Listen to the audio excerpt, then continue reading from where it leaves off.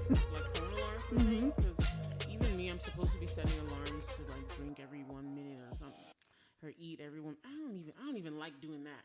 You should try brain focus.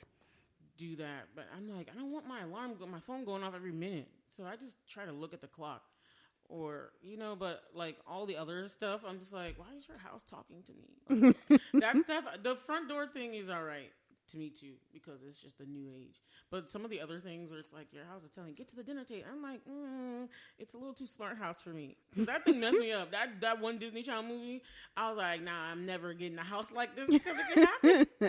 If the thing runs your whole house, you're stuck. Yeah. Well, like I was talking to one of my coworkers, and I was like, she hates everything electrified. She hates your car too. I was just like, you know what? I'm polite to all of my assistants, like the Google Assistant, Alexa, and everything. I say please and thank you, so they won't kill me in the robot apocalypse. That's hilarious. The robot apocalypse. I love that. See, I thought I turned this thing off. I can still hear it in my bag. Man, I can't stand iPhones. What's up, everybody? Hey. Sorry, I'm like really bashing on iPhones, but I really can't stand them. Crapple was what Whitney deemed it years ago, and I have stuck with that. And I'm a crab apple user because I have to use it for work. And I am just feeling bare because I have nothing on my arms because my smartwatch has decided to die. Not like die, but fake die where like it pretends that it's got a charge, which it does. It legitimately, well, at least it tells me it's 100%. But in the 20 minutes that I take it into the bathroom to shower and get ready, by the time I'm done. Wait a minute. You take it into the shower? No, in the bathroom. Oh, okay. In the bathroom. Yeah, I got you. Where I take my shower. Okay. Like, by the end of that 20 minutes, I tap the screen, and it's like, nah, bruh. Oh, dang. But, I mean, I've had it since January 2021, so I got a couple years out of it. But, I ordered a new watch. I'm giving it a Google Pixel watch now. Okay. But it just feels weird, because I use it for, it's also got its own alarms on my watch, and it's got, like, my timer that I use for stuff. Bola is really not feeling her iPhone. The volume is down. I should not still be hearing notification sounds in my purse, but okay. Anyway, what's up, everybody? It's BlerdTalk with Bola and Whitney. It's your girl, Triple F Queen Bola on the Mizike. No tagline with here. And today's episode is like, yes, the big blockbuster of the summer. Year, probably. Yeah, honestly, yes, because it's been like doing the best. And I'm not gonna lie, even though there were so many awesome films I saw this year, I loved Barbie movie. I absolutely enjoyed it. I really liked it a lot. I enjoyed it so much. So we're gonna get into our review, but you guys know first. We have to blurt out. Please, somebody tell me how to turn off an iPhone. I don't get it. Bola's expression of annoyance every time this I don't understand. Windows message received thing plays. She's just like, it is funny. SOS. How you turn on an iPhone? How you turn it off? Turn it off. Anyway, but we're gonna blurt out, y'all. Blurt out. Oh, sorry, I'm annoyed. I'm sorry. Guess I'll be carrying this. Yes. Blurt out. Blurt out. See, I'm off cue. Dang, I'm all sorts of messed up. Blurt out. Blurt out. Ba-bum-bum. Okay. All right, I'm done. A fun thing while you were taking your break and we had Liqua as a guest? Yeah. Liqua joined in. She did. When I did the blurt out, and then she was like, but I was like, yeah. I like it. Yeah, you guys had some good episodes while I was away. I know y'all missed me, but y'all saw me. I mean, y'all heard me for the Flash episode, but all of July I was just like, what is it, incognito, or what is it called? There was a joke about it. Anyway, I was just out, y'all. I was out. So I'm back now, and I really like that. Thanks to Shaliqua again for stepping in and being a good. Shady's back. I didn't even know she was singing. I was like, what is she saying? Who's back? Guess who's back? Guess who's back? Guess who's back? Guess who's back? Guess who's back? Guess who's back? Da da da da da da da da da. Okay, we're done. But yeah, thanks to Shaliko. A big shout out to her. Also, congrats to her because she's gonna be getting married soon. She's getting married, y'all. Can't wait to go. I was married now. Right? Well, not yet. Not yet. Soon, very soon, and can't wait to go to the wedding in October. And I love a fall wedding, so I'm like. And one of the things I love is that she is creating she's like decorating everything. The girl is frugal to the max. Like when I say frugal, she's like, I'm gonna be my own decorator, wedding planner, everything. After dealing with my cousin's wedding, I'm just like, no, I'm gonna need some help. Like, yeah, and she can pull it off. Like, she'll pull it off. Stuff is like I've seen like she's her like stuff crafter. On like and I'm not. Crafting bug has bit Liqua hard. That thing is she working. Has gone down the hole. I'm like, dang, girl. Because she's like, I'm gonna put it together. It's gonna be good. It's gonna look and the way I want it to great. look. And it's gonna be on a budget. And I love like, it. Look at you. Now you're gonna need to buy you a Cricut machine and stuff. So a big shout out to her.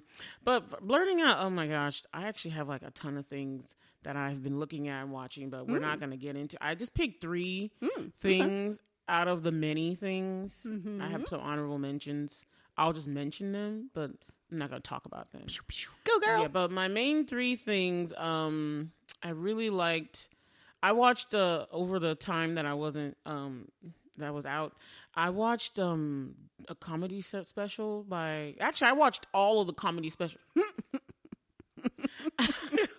I watched all of the comedies. I switched. I put the switch on, Whitney. It's still going. I don't understand. Anyway. Should have left it in the car.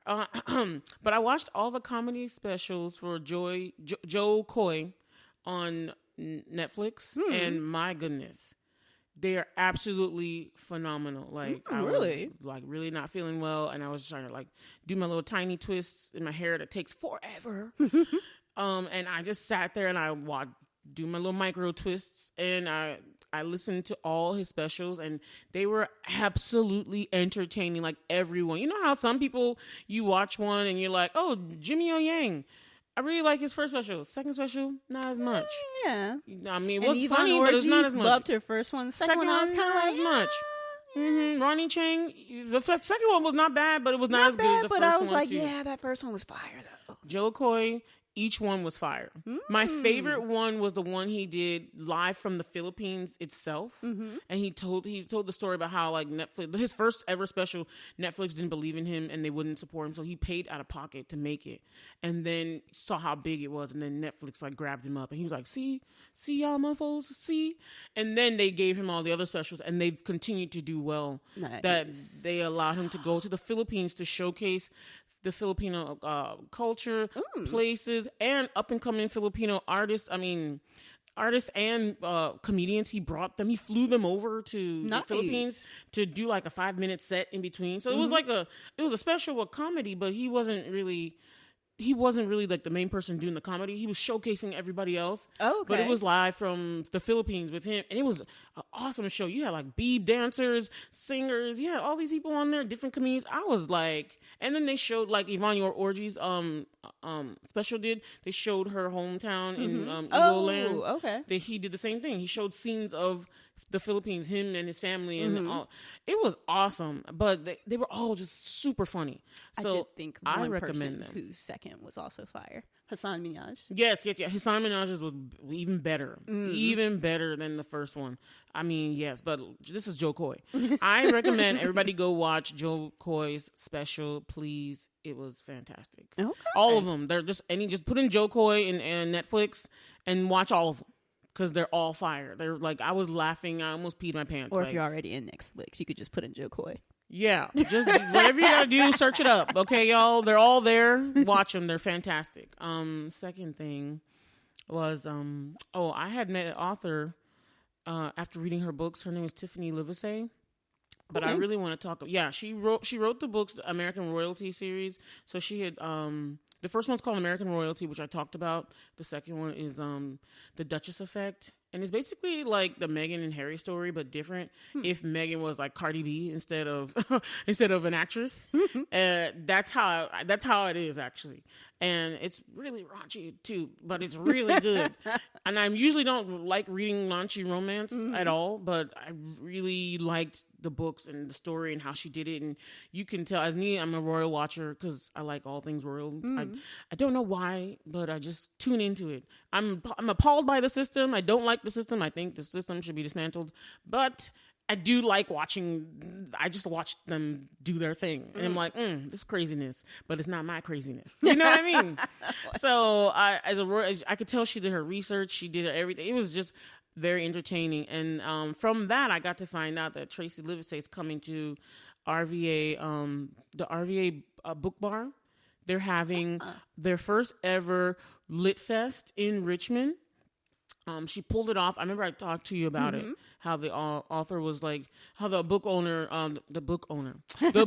owner was really trying to get this off the ground. And I mean, she pulled it off. Like by the time I went back to the shop, she was like, I got all these authors coming. She's got a setup, tickets, VIP. And I'm glad she listened to me when I told her, I was like, I know you're trying to keep tickets prices low, but you need to pump it up because some of these other places they making bank off of these conferences and stuff. So she was like, I'm glad I listened to you because I had to do. I'm like, you're offering lunch with actual authors, published authors, like that ticket price needs to be a little, pricey. Just what I'm saying. But I was talking to her about all the stuff that needed to be done, and I was so proud of her for getting everything. Shout out to Crystal from the RVA Book Bar, in the first and only Black-owned bookstore featuring all Black African authors' books. Yes, love it. All because it was just fantastic. Like I bought my ticket. I'm going for only the half day. When is it? It's September, sometime in September, like September 16 or so. I'm sorry if I got the dates wrong. I will put it in the show notes to get it correct. But she's got a variety of tickets. The VIP tickets are all gone. So if you wanted to, if you're an RVA, you're listening, and you wanted to come and get like a VIP ticket, those are completely gone. But you can still come for the whole day pass or the half day pass or the second day, the second half pass, because she has it based off of genres, which panels are coming. Oh. So it's like in the morning there's romance, YA, nonfiction, and in the evening it's fantasy, something else. And so she has those panels where you can come listen to those authors and have sessions, and there's other stuff. Ooh, that sounds good. I know. I decided that I wanted to go more for the fantasy because that's the kind of genre that I like to write. But I do also kind of like YA as well. Yeah, I was mad that they weren't in the same thing. But that's also smart.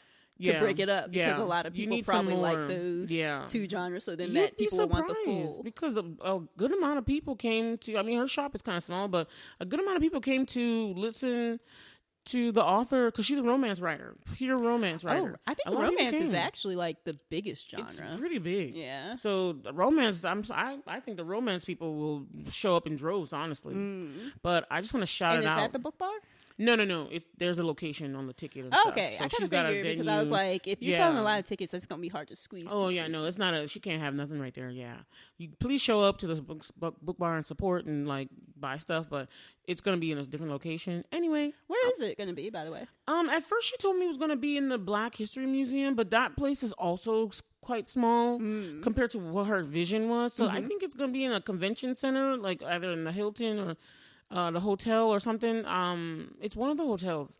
I'm just not sure because I didn't pay attention. But I'm going to put it in the show notes once I go back and look at my ticket. Sweet, because that sounds interesting. I'd probably be interested in going to that. Yeah, I was going to tell you about it. So here's my chance. Here you go. Speaking of, like, just a peanut. Are they doing the what was it, Pod Fest or whatever it was? The Resonant. Yeah. I didn't see anything for it. That's a bummer. I enjoyed that when we went. Yeah, it was last summer, so this summer is gone almost, so I'm not sure. I haven't received any emails that they were doing it, so that's a bummer. I enjoyed it, didn't you? I did very much so. So I was like, man, would love to go back, but if they did it already, then I just don't know about it. But I haven't heard anything. The last thing I will blurt out about is I watched all of Secret Wars, and I really, really thought it was awesome. Like, interesting. I'm bumping it up. I've heard or not read. I've read headlines of articles where people were like not complimentary. Oh no, I'm sorry. That's all BS. Like I found my new little husband love. He's actually in the Barbie movie too, which is awesome. Ben Kingsley Ben-Adir, holler at your girl. I know you're still single. I don't care. I'm not gonna convert to Judaism for you, but we can make it work. We can make it work. Because he's an actor. He played Malcolm X in the One Night in Miami. He's in the Barbie movie. He played the Ken that was on Ryan Gosling, the original Ken side. He was the tall, light skinned black dude. I know who you're talking about. Yeah, and then he's also in Secret Wars. And so ever since I've seen it, and he played Barack Obama in another like TV series too. So he's just been popping up since, and I just loved him in as Gravik, the enemy, the villain or antagonist. I just loved him in Secret Wars, and honestly, Secret Wars would have made a bomb ass movie, but I'm glad they did it the way they did as a TV series so they could slow it down. But I enjoyed it a lot, and I can't wait to see like what the fallout is from after the finale. I'm sorry, every week, even my mom watched, and my mom just kind of like, whatever, I'll watch stuff with you guys, but she enjoyed watching, and I enjoyed really going into what's his name? Samuel Jackson's character, Nick Fury's life, like his home life and Nick what Fury. He was about. Well, I love Sam Jackson, Nick Fury. He is just like, he made that character. Sam Jackson will just make characters. It was great. Like, it was just awesome. So, it was just good. Okay. Yeah. Well, I'm going to have to check it out. It wasn't, I mean, I'm sure I was going to watch it at some point, but it wasn't just because of the headlines that I had read. No, watch it. Don't listen to them. That thing was fire. I watched the whole thing again. Okay. I put it above Loki, definitely. Well, not even right there, just above. For me, that's not hard because Loki was not one of my favorites. I didn't dislike it, but you know, we both agreed that Loki was not a higher ranking of the Marvel series. So that's not exactly the highest praise to say about Loki. My honorable mentions, and I'll be done with this. My honorable mentions is I watched a new movie from Netflix called Heart of Stone, starring Gal Gadot, Jamie Dornan. Is it Gadot? And Gal Gadot, yeah. Everyone's been saying it Gal Gadot, but it's Gal Gadot. Snap. And Alia Bhatt, which is a Bollywood actress who I love. I was so happy to see her in there. Also, Boruto Time Skip. The new manga has come out, so I was really happy about that. Also, Naruto Clue is phenomenal. I bought it to play. And then I also started watching the anime My Happy Family. Even though I was waiting for it to be done because I didn't want to have to wait. Wait for it to be done because I'm not going to lie, I'll be watching it and then I'm like, dang it, there's only like, I got to wait a whole week. So now I'm waiting for it to be done. I was like, I saw the little trailer that plays at the top of Netflix. I was like, this looks good, but I'm like, I can't wait week to week. I'm going to need to wait till it's done. I'm feeling it so hard. I'm feeling it. Yeah. All right. I feel like there's more, but I'm just going to leave it at those honorable mentions. All right, back to you. I hope I didn't take too much time. No, you're good. So I'm going to start with me and my mom watched stuff together. So after we finished, what was it that we finished? I can't remember. Anyway, whatever we finished more recently, we moved on and started watching The Bear. Oh, that's another one. Yes, I watched season 2. Well, my mom hadn't seen any of it, so I was rewatching season 1 with her, and then we were watching season 2 together because I hadn't started it. That Thanksgiving episode was a lot. My mom actually didn't like that. What? I liked it. It was a necessary episode, but it was a lot. I mean, even me, I was like, this is too much. It was a lot, but I thought it really informed, and like the actress who plays Carmi's sister, she was acting the heck out of that episode. You could just see the trauma on her face. Everybody was like, that's true. That whole like, even what's that dude? John Mulaney, I think is his name. He played the cousin. Comedian. Yeah, I was surprised at him. He got acting chops. Like for real. I mean, not even just comedic. Like that was like a serious thing he was doing, but I mean, I was surprised at him. So the bear. I'm sorry, I really loved season 2. That episode was too much. The cursing is also too much. Well, I kind of thought it was. My mom was like, not happy. She hated watching that episode.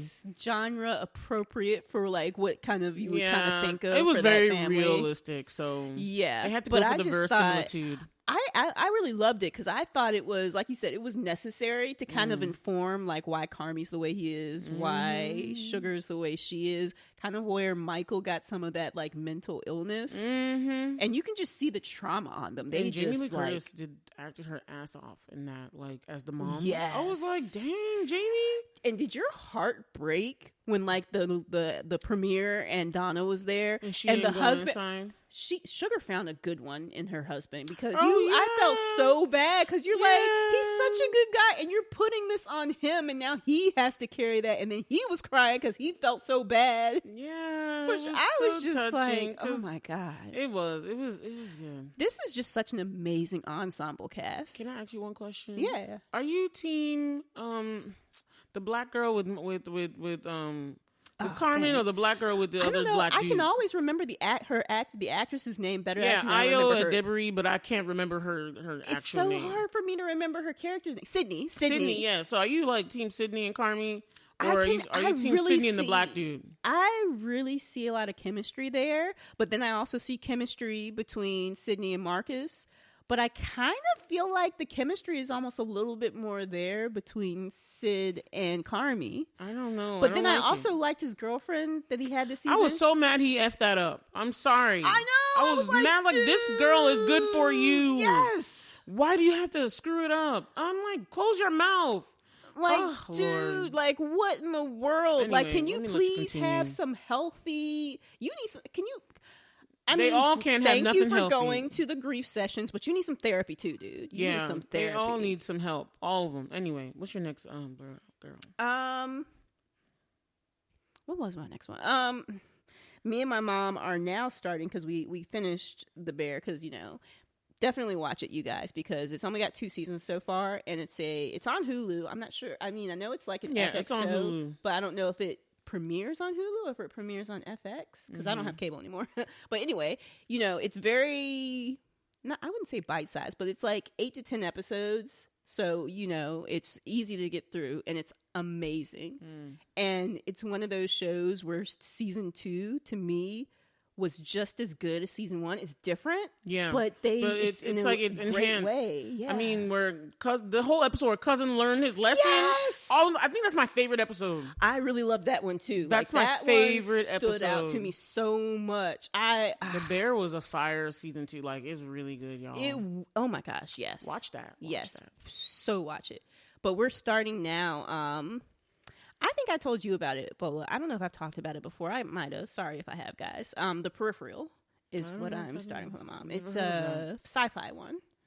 It's an Amazon Prime show with, I always get her mixed up with somebody else. Chloe Grace Moretz. Oh, okay. And it's kind of Westworld-ish / Matrixy kind of, but it's very good. And I recommended it to my mom, and I was like, it's very sci-fi, Mom. And I showed her the trailer, and we watched the first 2 episodes, and I was like, so what do you think? She was like, yeah, I like it. Okay. Because some stuff she's like, if it gets too weird, she's kind of like, Mom does not do weird. I can hardly get her to watch anything that's not Korean stuff. Korean variety TV shows. That's what she likes. Or Bollywood movies. Right? I have to sneak, just to get her to watch Heart of Stone with me yesterday. I had to make sure I was watching it first before she came home. And then I was like, Alia Bhatt is in it. And that's the only reason why she watched it, is because Alia Bhatt was in it. And then she's like, okay, time to put on my other stuff. So I get you on how, certain things, you're like, that's not for Mom. Yeah, exactly. You kind of got, I curate the things we watch. That's good. That's good. Yeah, but I was actually, for stuff coming up, have you seen the trailer for White Bird? I haven't seen a trailer in a minute. Yeah, because it's actually, the only time I saw it was actually in theaters when I was watching something else. And I thought it was coming out in August, but they've pushed it, at least right now. The writer's strike has pushed a lot of things back. Like Dune was supposed to come out this year, and it's coming out next year. Oh, no! I still have it on my calendars for this year. No, they pushed a lot of things back to 2024. Okay. I don't even know if the Marvels are coming out still. Oh, that's the just writer's strike is still not over. Messing yet. up my whole movie watching schedule. I was and so November excited is like the for movie Dune month and too. Marvels. November's like the movie month, but I don't see if it's happening. And I didn't even know if I was going to be that interested in the Ballad of Songbirds and Snakes, but I put it on my list. I wanted to watch it. I wanted to check it out. I'm not like super excited, but I'm like, this could be interesting. I could do like a Tuesday $5 watch. Mm-hmm. Or if you sign up for Movie Pass, you could just do we'll see. Weekday. Doesn't have to be a Tuesday. I don't know. I'm still kind of burned from the last experience. So which your last experience? How crappy Movie Pass. And it did. At the end, it's kind of dysfunctioned. The end, it really got But no, I'm liking it so far. Like the way they've done it this time, I like it. I feel like we kind of have to do Blue Beetle. Yeah, I was gonna watch it yesterday. For the cinema day, but I even felt bad because somebody in my church wanted to go, and we were talking about it, and I was like, "But I'm gonna look at these wedding photos though." My cousin brought like 4 big books of wedding photos, and I was like, "But I want to see these photos though," and I just didn't feel like going to the movies. Like I really didn't feel like. I was like, "I got you, girl." I was like, Blue Beetle. I was like, I would have watched it for $4. Yeah, it's interesting because it's like I like superhero movies. But I look at it and I'm like, other than having a Hispanic lead actor, which I think is awesome, I feel bad for them too. I don't. The strike didn't let them like go out and do press like the Barbie movie because the Barbie movie stuff was before they got to do the press and everything. But like they couldn't do a lot of stuff because of the strike. So they hardly went around talking about it. Like, but I'm just for whatever reason I'm not as excited. Me too. I'm not as interested. It's probably because it's DC. That's my thing. Yeah. I don't know if it's DC. I mean that could be part of it, but it's just also like I'm looking at it and I'm like, this seems like a kind of derivative. Yeah, but also look at it. Like, I don't know. I'm telling you, it's just DC stuff because Craven, I saw last time I was in the theater, I saw the Craven. I am excited. And I'm excited, exactly. Plus, it has my boo, Aaron Taylor Johnson. I do love him. He is fine like wine. I still be like, you can dump your wife. Just come collect me. Collect me. Anyway, he's on the list. Right. Anyway. But yeah.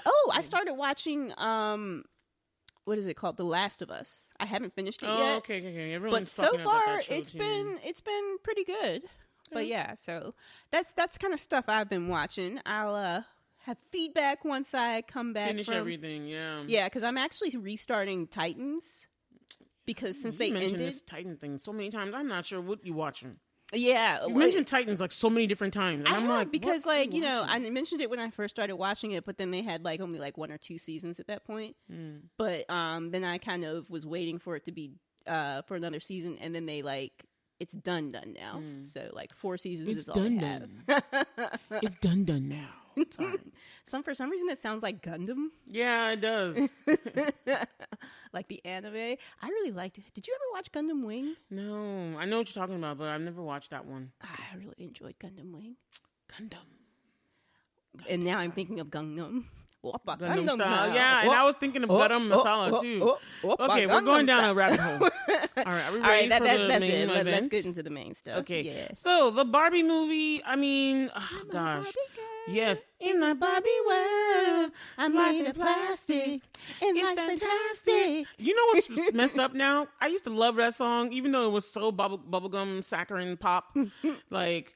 But now that, Nicki Minaj and Ice Spice, I'm Barbie, I'm no mountain. And I'm like, that's the only one I think about with that beat. Like, I don't know why. And I was listening to the Barbie soundtrack, which is really actually very good. They have some awesome stars on there. The people that did some music, even there was like a reggaeton song on there. I was like, okay. So I was like, I'm going to finish listening to that. Sam Smith got a song on there.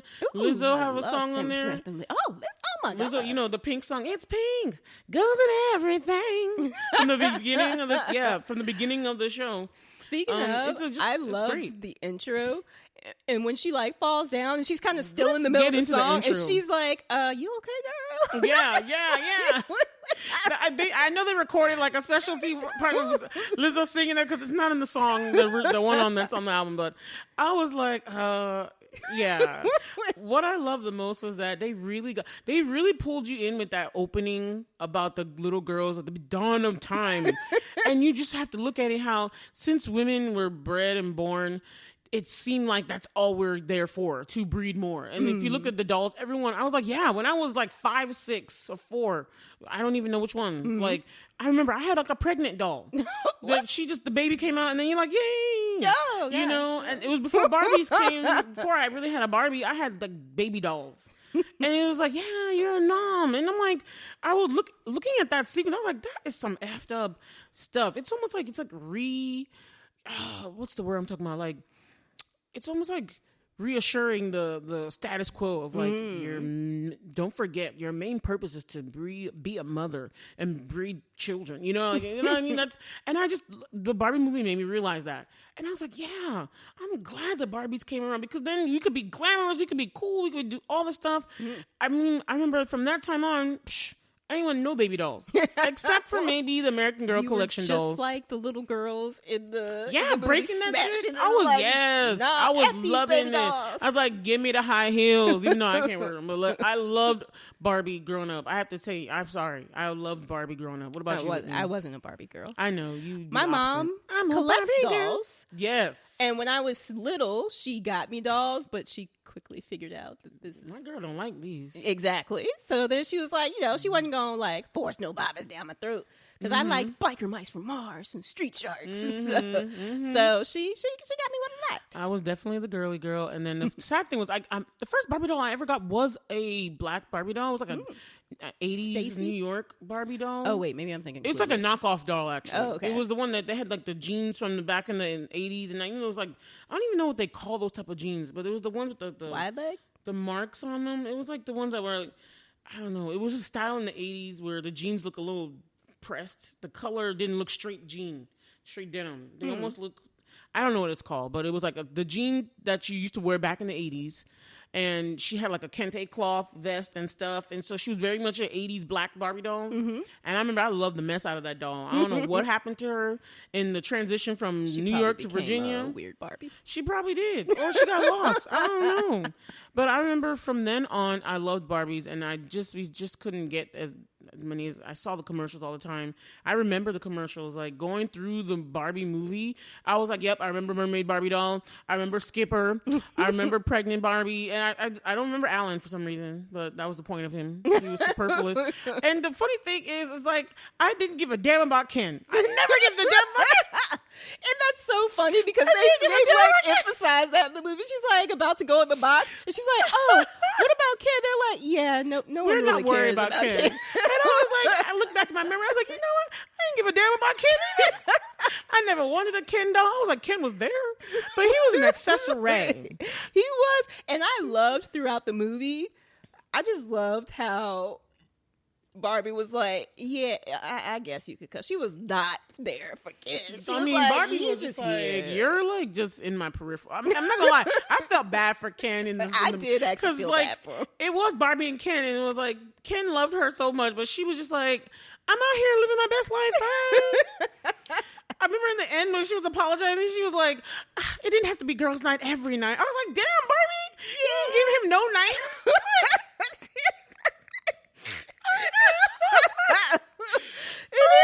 Because you look bad, because you all team Barbie, and she's like women empowerment and stuff, and then you look at that part, you're like, damn girl. Yes, I was like, you didn't give him no play. I remember the time he tried to lean in, and she's like, and it wasn't happening, and she just stared at him like, nothing is happening. I'm not moving closer to your face at all. I was like, damn, Barbie, he's fine too. Like, Ken was always good looking, of course, but I just didn't give a damn about Ken. I'm not gonna lie. Nobody did, which was the funny one of the funny parts. Anywhere else I'd be a 10. I'm telling, I love Ken's song. Like, it was my favorite thing in the movie. And I love his sweater at the end of the movie. I'm Ken enough.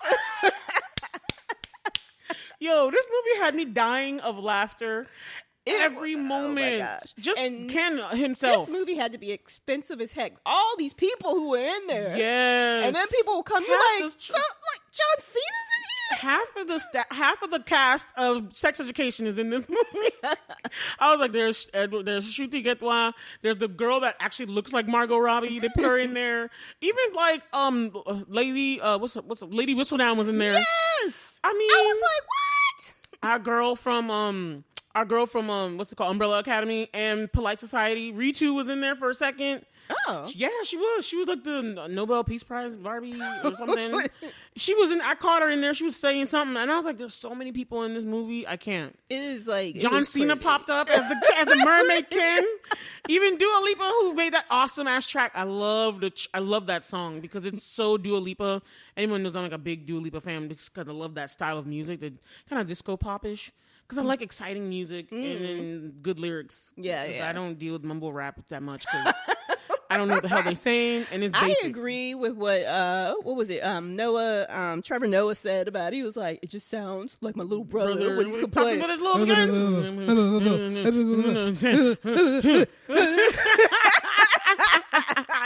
We just high-fived each other because we both saw that same clip from the Daily Show. And it is. I'm like, that's exactly what it sounds like. That's exactly what it is. Like every day, even though Ice Spice does the same damn thing in that Barbie world Barbie song remix, I'm feeling the song though. I'm Barbie, I know I'm a 10. I'm glad I can't. I'm like, okay, but you're still mumbling a little bit. But okay. So but Ice Spice is the new rage anyway. But back to the movie. But okay. What I liked the most was that they paid so much attention to how the Barbie toys were. Like when I saw how she was going through the dream house, I was like, oh my God, they did everything. Because if you had a Barbie dream house or you played with one with somebody's house or something, you saw how they like made everything, and there's like the plastic and it's just like a sticker really. It's just a sticker with the, the fridge opens, but it's just a sticker of food. There's nothing else. There's nothing in there for you to grab. And you're fine with that. As long as you could open the door and pretend, I love the fake, like she's drinking something, but then nothing came out. And then when she was running, she actually received real tea. And she was like, I'm not used to drinking things. I was like, what the I'm sorry, that made me laugh so bad. It was just hilarious. Just the overall, attention to detail was so beautiful to me. Hilarious things. It was artistically pink, and I enjoyed it. I thought, even all the other Kens, all the other Barbies, they really looked at the history of Barbie and all the different types of Barbies, even the not so great Barbies, the discontinued Barbies like Midge and the one with the video player on her back. That I don't was even remember that one. When the execs came there. Oh my gosh. Like, is Midge pregnant Barbie? Yeah. And they're like, oh no, I thought we did discontinue. Did you recognize her at all? I didn't. But I didn't. I mean, she's the person that played Midge is actually the director of Promising Young Woman. Really? Yes, that's her. Oh, because her and Greta Gerwig are friends. So, yep. She played Midge, and then just her. She didn't say anything, but the expressions that she gave as the discontinued one, that everyone's like, she's problematic. But I'm like, but she married Alan. Like, why Alan ain't in the house? Why is she still pregnant? It was so many things that because none of the Kens lived in the house. You know what's so funny? I was like, where are the Kens staying? Like, do they just stay on the beach, and beach off all the time? Oh, and can I just say, my dude Simu did his thing. Oh Lord, that's a fine Asian man. Oh my God, yes. When is this second Shang-Chi coming out? He got another. I know he got a little girlfriend thing, but I'm just saying, Simu's on the list, okay? I don't care if you're married. You on the list if you find like wine. Like Simo was doing his thing, beaching off, and I was like, at some points, I was like, I think I'm on his team. I was like, he the more fly one though. He got skills and he did that backflip, and even Ken had to admit that he's like, the other Ken is cool. I was like, and then when he brought the patriarchy. Oh my God, that was hilarious and awful. Actually, I thought if we go into some things, like some themes now, let's get like analytical here. Like, so the themes of having the Barbie connection to the real world girl and what it means to be a woman, all that stuff. I just really thought they really nailed it.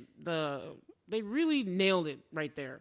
Having him come and see the patriarchy and taking it back and having it corrupt Barbie world. Mm-hmm. And I mean, it really is like an allegory for like women's lives. How when you're a little girl, if you notice, you're like brave, you're feisty, you're fully yourself. Mm-hmm. And it's somehow as you growing up and you see in the world, you become like a derivative of yourself. Mm. You don't become all you can be because you see this, you see that, your body didn't turn out that way, or you're not that, or you're not this, all that stuff that gets in the way of girls being them girls. Exactly. And I mean, it was hilarious, but it was also messed up because Ken was like, they respect us here. And he was like, yeah, you guys rule the world. It reminded me kind of like the show Watchmen or like Lovecraft Country, where they take these like complex concepts, and put it and present it to you in a way that like mainstream will consume it, and it's like, you're drinking the Kool-Aid, you don't know it, but you can drinking the Kool-Aid now. You see? Do you see?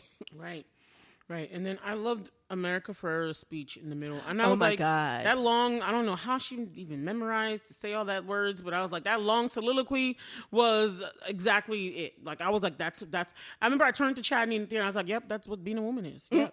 Yep. And all those words, all together in that sequence. Because it's almost like to being a woman is like being a paradox. Yes. I just remember her saying, you got to be loud, but you can't be too loud. You got all the things canceling each other out that we have to be and manage, and men don't have to be shit. They just have to be manly and have money and power, and then women are supposed to flock to you. And it's so funny because like Ken in the real world just like was the opposite. Hey, I'd like a job. She was like, do you have a resume? He was like, no, but I'm a man. Exactly. And it's like, that is some dudes. I like one of my favorite lines of his is that Barbie came to she thought the guys doing the construction work were going to be girls because the girls did it in their world. So she went up to, I was like, don't you see from where you are that those are not girls? So she went up to them and like, we don't have genitals. And then Ken was like, no, I have all the genitals. Like, that was my favorite line. Ken was like, I don't know about her, but I'm a man. Like, you're reasserting himself. And then just the horses went out of control. Like, that was I just so don't funny. understand. I love near the end of the movie where like they're reconciling. He's like, it's okay. When I found out that the patriarchy wasn't about horses, I wasn't interested anymore anyway. Come on, Ken. I mean, honestly, Ryan Gosling, his portrayal of Ken was really nuanced. People might think he was superfluous and stuff. He was ridiculous at points, but he made so much sense. And I felt for him too. He's kind of like the guy who doesn't feel like they match up to the patriarchy. You know, the one that they don't feel manly enough and they don't get the girl. And I understood what kind of man Alan was. Like, that's why I was so down for Alan coming in, and he was like, I need to get out of here. He's like the one that's the woke one, the woke man understanding the plight of women that's joining them and all. Like, I got Alan so much, and I was so glad that his character became something else. And I was like, thank you. There's one sane one among these damn Kens, because when they started the fight, and I was like, don't y'all see what's happening in the background? Like, they did not. It just went all over their heads. Just the whole thing with the girls fawning over them. And then the other Barbies told the ones that were, like, brainwashed. All they did was, like, snap them back, and this is what you are. And then they were just, like, fine with it. And they did not see nothing that the Barbies were actually doing.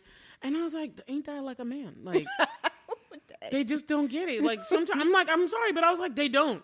It was very interesting, and I think that she was really Greta. I really like Greta Gerwig personally.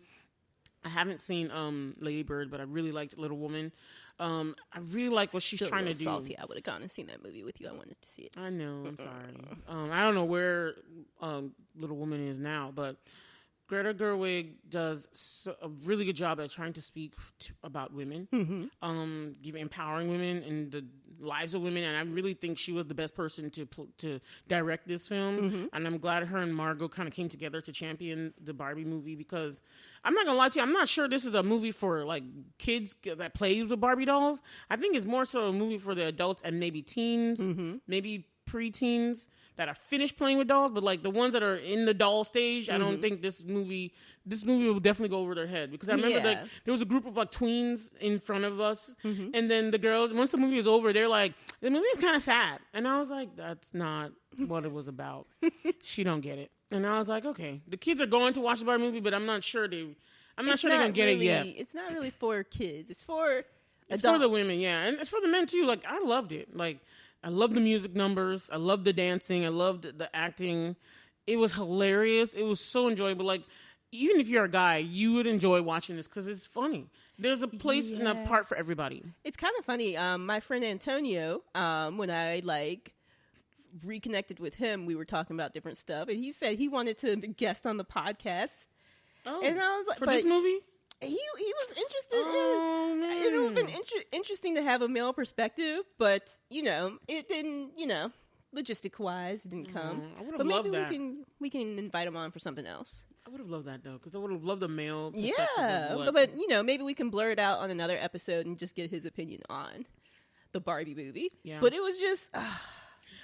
Just Ken anywhere. Sorry, I adore that. It's interesting because, like you said, you liked Barbie. I was not a Barbie fan growing up, and I thought their marketing was excellent for this movie because they're like, if you love Barbie, you'll love this movie. And it's like, exactly if you hate Barbie, you'll love this movie because the movie showed you both sides. It showed you like how Barbie had really unrealistic expectations of what women were supposed to be like or what they're supposed to look like, what they're supposed to have. But at the same time, they also encouraged girls to like, Barbie did everything. So it's like whatever you liked, you could be that because you were, I had my president doll, I had my snowboarding doll, I had my my Dr. Barbie, I had all that. So you could also play with them. You don't have to just be the mom. You don't have to be just the mother. I have to feed the baby. You could be a trendsetter. You could be a president. You could do everything with Barbie because Barbie was a woman doing everything. Yeah. And she was stylish and she was awesome and she looked perfect. But that's also the drawback about how she was so perfect that it was unrealistic to ever think we could meet up to Barbie standards. None of us are Barbies. Not even I don't care. Even Margot Robbie is not a Barbie. As beautiful as she is, and I think she's really pretty. She's not a Barbie either. So I got both sides. I really did. Personally, I enjoyed Barbie. I thought they were awesome. I don't think I was conscious of all that stuff yet. Even as I was I think I stopped bothering with Barbies like middle school because I was just like, now I was into like reading Potter and all that kind of stuff. Like I was just like over Barbies. But back in the earlier days, even when I didn't have Barbies, I would play with my nieces or my cousins' Barbie dolls. Let me say cousins actually, because I didn't have any nieces. I didn't have any nieces at the time. My bad. My phone is going on. But yeah, like... Nah, you're good. My phone went off, y'all. My bad. I just stopped talking in the middle of my sentence. But, I mean, I got creative with but they encouraged creativity. They did. Like, I used to, when I didn't have Barbie clothes... I mean, I did, and I'm sorry, I went through all the stages where I was like, pristine, keep her nice. Then I was like, I did some rough stuff, chewing on her legs and everything. Like, she didn't have she didn't have no cartilage in her feet or nothing. And then I used to make Barbie clothes when I didn't have any Barbie. My mom wouldn't buy any clothes. I used to take one point, bandanas. Bola's Barbie was definitely weird Barbie. One of them was, yeah. I used to take bandanas and cut them up and tie them and then make shoes and I used to do all the stuff. And when I didn't have Barbies, I meant to color pencils. It was weird. I'm not gonna lie. Because the Barbies were gone. Like, they were just gone. Let's talk really quick. Weird Barbie was funny. Like, in her split. Yes. Weird Barbie. I love that. That was the vehicle that they used to get her into the real world. I just think it was hilarious that Barbie went into the real world, first of all. And that the Mattel guys like knew about it. I love that this movie poked fun at them, and it was great. And I didn't know who made Barbie, so I liked learning that too. Yeah, that was interesting, but it was also funny. I love their kind of comment, like Mattel's commentary on themselves, because she's like, "Where's the creative Barbie?" And it's all men in the boardroom, right? And like, that's exactly what it is. And that's their history too, because they only had like 2 or 3 women, and in the 60 plus years that Barbie's been around, and the women were very short-lived. Very. And my Ruth had some problems apparently too. She had a lot of issues. Financial and tax evasion and all that kind of stuff too. And they kind of poke fun at that at the end too. Only thing I did not get, Whitney, was in the end, I was surprised that when Barbie became a real person, and I was like, okay, so she can just be real now? I was like, that's weird. And then the last line of the movie was like, she's like, I'm here to see my gynecologist. And I was like, what the F? I did not expect that. What did you think of that? I thought it was kind of perfect. Really? Yeah. Can you expound upon it just a little bit? Because, like, reproductive rights and stuff has taken a beating lately. Right. And part of being a woman is, people don't want to talk.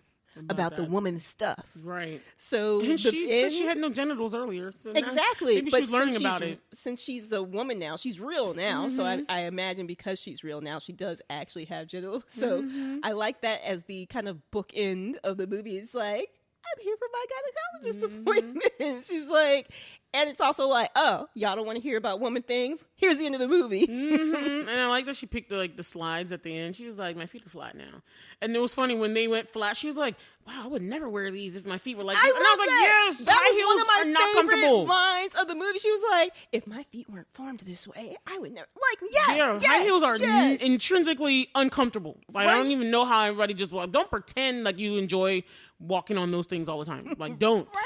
But Barbie did. But I loved little things like that throughout the movie, the little commentary. And I'm like, like, those are the best parts. Or you're just like, yes, yes. Right. They're awful. Yes, it was just like, the movie was fantastic. And I like Barbie. Let's speak about Barbie's journey before we go. Barbie's journey from like being perfect and not caring and not having like an inner conscience of like, and nothing's wrong with the world. You know, the world could be on fire behind you. Like, everything's fine. You know what that mean? In her defense, her world was kind of like perfect. That's what I'm saying. Like, with the exception of like, but then you do. Is it perfect? What is it like for a Ken and Barbie? Well, that's because she's not Ken, so she wouldn't think about Ken. You know what I mean? But it's kind of interesting. Sorry to startle you. But, like, it almost is like Wonder Woman 1984 for me. Like, where do Kens go? Right. Like, if they're I was just like, so is this like a drawer where the Kens live or something? They all sleep in one drawer on top of each other. That's what I think. Or a box. Like, all the Kens are in just a box. Because you think of, like, Barbies. My niece has, like, a ton of Barbies, and they're all girls. She never asks for boys. And then she just kind of stuffs them in a box. She even got a box of Barbies for Christmas this past year. So I was just thinking, maybe that's where they keep the Kens, since they don't have dream houses, you know? But it's interesting because it's like the scale. What happens if the scale tips a little too far? Right. But she wasn't. My thing was that she wasn't aware that anything was wrong with the way everything was. So she was oblivious to everything, and she was comfortable with how everything was rolling. And we, as the watcher, weren't even like quite aware because it's like, all these Barbies are in houses. I see no kids. Do the Kens even have homes? Yeah. But in just talking about Barbie's world, it's Barbie's like just the character of Barbie, just her going through the issues, and I thought it was very unique that they had them connected to the person who was playing them, and that person's thoughts went into the Barbie. That was really interesting. That was interesting. I thought that was a really cool plot point. You guys ever think about death? I know, and she just with that the scratch the record, and everyone's like, "What? What are you talking about?" She's like, "I'm just dying to, dance some more," or whatever it was, and then they're like, "Yeah." Dun, dun, dun, dun, dun. Anyway. But her journey of going through the ups and downs, I really, really liked. Like, even after they won the Barbie world back from Kendom, which is what it became Kendom. Remember? Yeah. I mean, like Kingdom. No, Kendom. I love how in the real world there's like these like Ken like man and then the Ken stuff started coming out in the real world. They're like, people are loving this mojo, something, whatever they called them. I was like, and they were replicating in the real world as something people really love. It was hilarious that each part was affecting each other because it's true. It's like a medium, really. The toys are a medium and they affect us a lot. Like, people are still attached to them. I mean, even me, I like don't really play with dolls, but I really like the Ouroboros. Like, yeah. The things you play with affect who you are, and then you put what you are back into the things that you make for the next generation. And it's like just this wheel that keeps going. Right, but her journey of like not being perfect, not knowing everything, not loving, not realizing the truth, knowing the truth, and then being changed by the outcomes of what was going on. And being like, I don't think I'm Barbie either anymore. I'm not that Barbie anymore. I'm not stereotypical Barbie anymore. I like that she came to that realization, and then they had that beautiful song by Billie Eilish, "What Was I Made For?" playing. I was like really like tuned in at that moment, where it was just her in front of Ruth, and all the slideshows of all just women just being themselves. That was really, really poignant to me. Yeah, that part was really poignant to me, and I was like, okay, I get why now Barbie needs to be different. The Barbie, the character in this film, because at first she was fake, right, and then she became real, but. Is she going back in the box? And then, you know what I mean? Like, the fact that they can put her in the box and she just go back. That part, like, wait, how are they doing that? You know? But I was cool with that she became real. And then I was cool with the fact that she decided to be among, you know, in the real world. And that the first thing she didn't do was, like, I'm going to go buy a house or be something. She was like, I'm just going to go check out what's down there. Check out what's going on down there. Because I never knew. I thought it was hilarious. At first, I didn't know what to make of it. But now, at first, I didn't know what to make of it. But now I just think it's hilarious.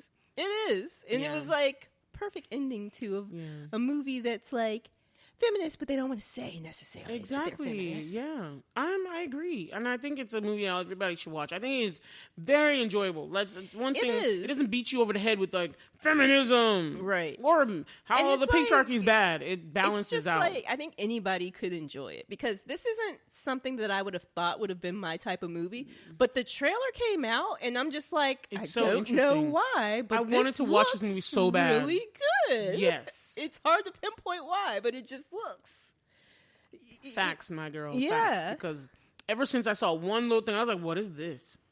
And I wanted to watch immediately. Yeah. I don't know if it was like their 2001 recreation scene with the girls. I don't know if that was it, but something about that trailer just really hooked me. And then I kept watching everything. And there's so many like videos of dissecting this show and all the other things and interviews and stuff. And it was so interesting to find out some of the cast, how some of the cast hate pink, and some of the cast like America Ferrera. She's like, I never played with Barbies growing up, so it was interesting that she was involved in this world playing a character that did. Yeah. So, and I was like, it was meaningful for all of them and fun for all of them too. I really loved America Ferrera. Well, I kind of always love America Ferrera. Her daughter was dark though. I was like, her daughter needed to get slapped. I was like, this is her white side coming out. You need to get that Spanish side in checked. White people be talking to their parents anyhow. I was like, in my house, the way she was doing was not going to tolerate. Nobody was going to tolerate that. I was just saying. I was like, how's she talking to you like that? It bothers, it bothers as a black person, especially an African parentage. It bothers me so bad. It's like, why you disrespecting her? I think that's probably true for like almost anyone who is a person of color raised by parents of color. Yes. It's like, that's not how we roll. Or at least some Southern whites. So some Southern whites check their children, but not all of them do. Because I'd be like, sometimes I would catch some stuff and I'm like, Friday night, I went to my Aunt Jewel, her boyfriend Chico. They were having a 30-60 birthday because he plays guitar. He actually plays a number of instruments. I think he plays. Is that guitar. The ages of them? Yeah, his son was turning 30, and he was turning 60. Oh, I thought you meant your aunt was 30 and he was 60, and I was gonna like, this sounds like a more. This was a birthday for her boyfriend and his son. Gotcha. Yeah, so Chico was turning 60 and his son was turning 30. Okay, makes more sense. Yeah, his son sings in the band and like a Medea plot. Chico Chico plays like the guitar in the band. Music. Cool. It was really good. I had never been. It was at Hardywood Brewery. I had never been there. And it was it's a cool space. But like, we were over there and there were these like 3 or 4 little white kids. And at one point they were like in the area in front of the stage. We're just like, I saw one like rolling around on the ground like he was a pig in mud. And I'm just like, so this is okay for your parents? They just like watching you over here, like rolling around. I'd have snatched that child up so fast. I said that to my mom. No, I was at a table with my mom, one of my aunts, and some of my cousins. I'm like, had that been me, you would have snatched me up. Right. You'd have been in the car crying, and I would have been like, you're going to stay in the car, put the windows down. That's where you're going to stay. Because you're not going to be crying in public with me. And you're not going to be embarrassed me over here rolling around on the floor. But I'm just like, wow. Just looking like, okay. That's why I was upset with the daughter. I was like, the daughter is doing too much. Even the way she made Barbie cry. In that, I was like, dang, they were so mean. And I was like, thank God I'm not in school anymore. Because I'm like, I feel like the kids would be even more mean than they are now. Because they're so overexposed and like, they're so precocious. They say things and they're like, do you even know what you're saying? But it'll still offend you. My nieces offend me at times. You know, I'm like, that's none of your business. You know? But yeah, I thought that America Ferrera, I loved her portrayal of her character. Yeah. And how she was the one who like helped break them all out. Cause so you like Barbie? I Like an ordinary Barbie. I was like, I'm down for ordinary Barbie. I liked her. I loved her existential crisis. Yeah. And then I like that her daughter and her came together and they helped. It was a way to bring them together because they were having this whole separation thing and they needed to come together. Together. Every time somebody says that, she sings that song. Over me. Sorry. Anyway, I give the Barbie movie. Are we ready for a rating? I think so. Yeah. Man, you go first. I'm thinking still. We're rating now, guys. We're rating. I think I'm gonna give it 9 glasses. That sounds about right. Mm-hmm. I would give it. I was gonna say like 8 glasses and a monocle, but I'm gonna bump it to 9 glasses because it really. I would watch that mess again. Like I would have gone to the theater and done the $4 thing and just been like, screw the movies I actually wanted to watch that I haven't seen. I was like, let me watch Barbie again because it was so enjoyable and it really was very nuanced and like the art. The attention to detail to how the Barbie really was. The cars, a feast for the eyes. It was a feast for the eyes, and it was so nice and like. Even the Ken like surfing in the fake water, like, I was like, exactly. Nothing was real in Barbie, where everything was plastic. I just love that they did that, and it was so smartly done. I applaud the movie, and I applaud Greta and Margot and everybody, and especially Ryan Gosling. He was the VIP. Ryan Gosling, hilarious. I really want the hoodie that says I am Ken Nuff. Like I really do. I think a lot of people want that hoodie. I hope they start selling that mess too. They should. Like it would be like such a, especially Mattel being a merchandise company. It's like this is such a missed opportunity if they should get on it. This Barbie movie should have shot up some Barbie sales. That's all I'm saying. Right. If y'all don't do it, some person on Etsy's gonna be doing it. Not to mention everything pink, because people and I like the global sensation that it caused. People were going to the theater with pink this, pink that. Even RVA Explorator did like a Barbie excursion. Like they went to the movies. Everybody wore pink. Mm-hmm. People were doing it all over the place. It was like a thing to do. Selfies. I'm making I swear I saw so many TikToks and reels with just Barbie outfits, just pink outfits to go for the Barbie movie. I was like, why you got 6 pink outfits? But okay. Oh, you looking cute though. So I like the phenomenon. I love when the movies and these things kind of it reaches the people so much that it makes this kind of buzz. People are still talking about the Barbie movie, even though it's been like weeks now. So big up to everybody. And shout out to Mark Ronson for a really slamming album. The soundtrack is really good. And Mark Ronson, if you don't know, was behind, Uptown Funk and all those funky songs. Yes, he's a really good producer. So I have to shout him out for that too. Nice. Yeah. All right, everybody. That's our review of I'm a Barbie Girl, the Barbie movie. Tell us what you guys thought of it. Did you enjoy it? Did you like it? Did you hate it? Have you not watched it yet? Did we spoil it for you? Because y'all know already. We are a spoiler full show, not spoiler free. Spoiler alert. All right, John. But I think we're done. Yeah. Yeah. So we'll meet you in September. And let's blerd out. Thanks for listening to our podcast. Please subscribe to our show on whatever podcast listening app you use and share the show with other Blerds and non-Blerds, family and friends. And if you like this episode, please subscribe to our email newsletter at blerdtalkbw.ck.page and also rate and review our show on Apple Podcasts. Intro and outro music is Twilight by Caption. You can find them on SoundCloud, username Caption spelled CAPSHUN. Show notes by Bola, Hanson, audio engineering by Whitney Booker. And don't forget to get social, you guys. You can email us at blerdtalkbw@gmail.com. And our social media handles on Instagram, Twitter, and TikTok is at blerdtalkbw. And our YouTube channel is youtube.com/@blerdtalkbw. And we've got our individual things going on too. You can find the Triple F Queen on Instagram at Triple F Queen B as in boy. And my YouTube channel is youtube.com/@Triple F Queen B. And you can find me, Whitney, at Luminabi Studios, my company. And the email address is wit@luminabi.com, spelled WHIT @LUMENABI.com. And you can also find me on Twitter at Luminabi Studios.